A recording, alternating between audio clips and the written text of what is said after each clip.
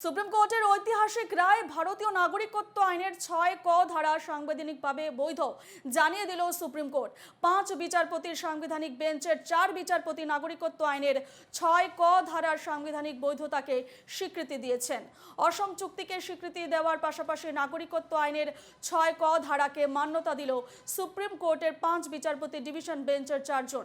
শুধুমাত্র বিচারপতি জেবি পারদিওয়ালা ওই ধারাটিকে অসাংবিধানিক জানিয়েছেন। Section 6A2 cannot be held unconstitutional for the only reason that it does not prescribe a process of registration. Section 6A2 cannot be held unconstitutional for the only reason that it does not prescribe a process of registration. এ নিয়ে বিস্তারিত জানবো। Phone লাইনে রয়েছেন আমাদের দিল্লির প্রতিনিধি মানিশ শুক্লা। মানিশ, ভারতীয় নাগরিকত্ব আইনের ৬ ক ধারা সাংবিধানিকভাবে বৈধ জানিয়ে দিল সুপ্রিম কোর্ট। সেক্ষেত্রে প্রধান বিচারপতির পর্যবেক্ষণে ঠিক কি কি তথ্য উঠে আসছে?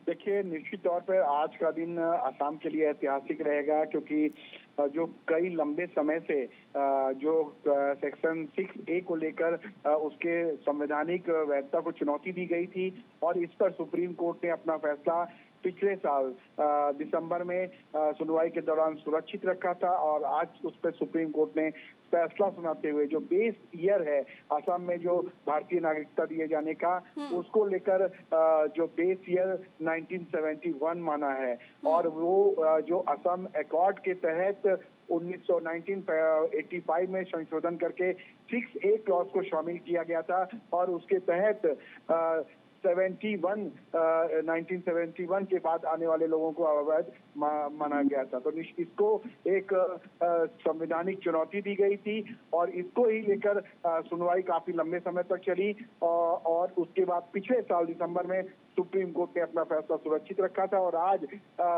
5 जजों की बेंच ने इस पर अपना फैसला सुनाया। हालांकि 4 जज जो थे इस 6A की वैधानिक जो संवैधानिक वैधता है उसके हक में थे और एक जस्टिस पादरीवाला इसके अगेंस्ट में थे, लेकिन अब सुप्रीम कोर्ट ने इसकी संवैधानिक वैधता को मंजूरी दे दी है और बेस ईयर जो है वो 1971 ही असम एकॉर्ड के मुताबिक माना है। तो असम के लिए आज का दिन जो है एक ऐतिहासिक दिन है। তাহলে মনীষ শুক্লা, এই প্রসঙ্গে আমি বলতে চাইছি যে 1966 সালের 1 জানুয়ারি থেকে অর্থাৎ 1 জানুয়ারি থেকে 1971 সালের 25 মার্চ পর্যন্ত অসমে যারা প্রবেশ করেছেন তাদের জন্য কি এটি স্বস্তির খবর? देखिए, 1 जनवरी 1966 से लेके 1966 से लेके जो 25 मार्च 1971 तक जो लोग असम में प्रवेश कर चुके हैं उनको उनकी नागरिकता जो है वो वैध मानी जाएगी और 1971 25 मार्च के बाद जो लोग असम में आए हैं उनको अवैध अप्रवासी जो है नागरिक बताया गया है। तो निश्चित तौर पर इसको लेकर जो जस्टिस सूर्यकांत हैं उन्होंने कहा है कि इस पूरी प्रोसेस को लेकर सुप्रीम कोर्ट को इसको मॉनिटर करना चाहिए और क्या क्या व्यवस्थाएं इसको आने वाले समय में की जा सकती हैं उसको सुप्रीम कोर्ट मॉनिटर करे। अब ये देखना होगा कि जस्टिस सूर्यकांत की जो बात थी उसको लेकर चीफ जस्टिस ऑफ इंडिया जो DY चंद्रचूड़ है वो क्या फैसला लेते हैं। जी, অর্থাৎ মনীষ, বকলমে কি অসম চুক্তিকে মান্যতা দিল সুপ্রিম কোর্ট, কি বলবে এই বিষয়ে? जी, निश्चित तौर पे असम एकॉर्ड के तहत ही जैसा कि मैंने पहले बताया कि 1985 में कानून में संशोधन करके और 6A असम एकॉर्ड के तहत उसको आगे बढ़ाने को लेकर 6A क्लॉज जोड़ा गया था और उसी के तहत बेस ईयर जो है वो 1971 माना गया था और असम सम्मिलित महासंघ ने इसको चुनौती दी थी और कहा था जब पूरे देश में नागरिकता का आधार 1951 है तो ऐसे में सिर्फ असम में नागरिकता दिए जाने का आधार 1971 क्यों होगा। ऐसे में दलील दी गई थी कि यदि कोई भारत के अन्य असम को छोड़ के अन्य हिस्सों में आता है और उसके बाद असम में प्रवेश कर जाता है तो वो भारतीय नागरिक होगा।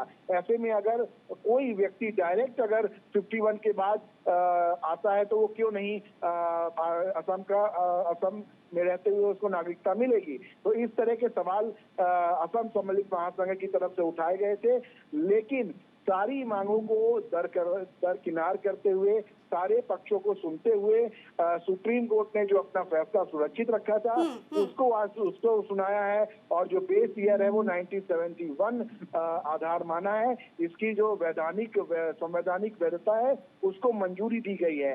একেবারে इसका মনীষ, मतलब যারা है कि যারা 1971 সালের 25 মার্চ বা তারপর অসমে প্রবেশ করেছেন তাদের ক্ষেত্রে কি ধরনের ব্যবস্থা নেওয়া হবে?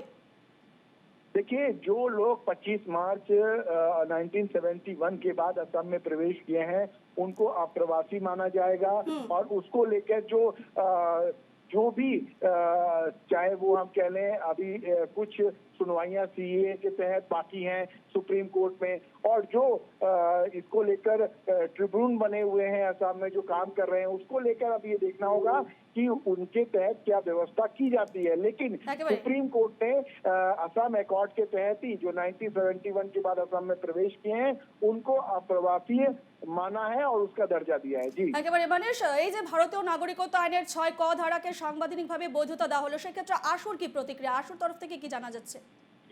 देखिए, आसू लगातार ये मांग कर रहा था लंबे समय से कि जो बेस ईयर है वो 1971 ही माना जाए असम एकॉर्ड के लिए, क्योंकि ये संशोधन करके 1985 में संशोधन करके ही क्लॉज 6A जोड़ा गया था। तो उनका कहना था जब सारी चीजों को देखते हुए 6A क्लॉज जोड़ा गया है तो ऐसे में ये असंवैधानिक कैसे हो सकता है।